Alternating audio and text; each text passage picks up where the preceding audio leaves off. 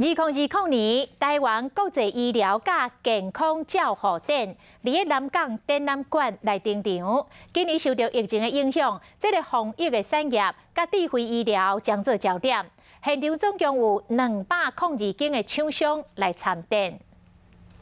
各种花草，而且真水的翠暗，有防疫甲时行防护衣，就是象征防疫时代上机。 医疗院所，甚至出国搭飞机的时候，他都可以透过选择这样子的特殊的面料来做自己喜欢的搭配。要伫疫情爆发了后，大量使用伫翠暗的不织布，造成环境污染，国内业者嘛已经想出办法。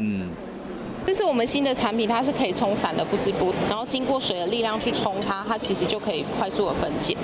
这款不织布，干需要15秒就会扬起。该般无度扬起的不织布比较起来更加环保，也有百亿护衣嘛，展出零接触式的防疫设备，透过镜头就使侦测病人的心率、喘气次数甲体温，避免医护人员甲确诊者接触。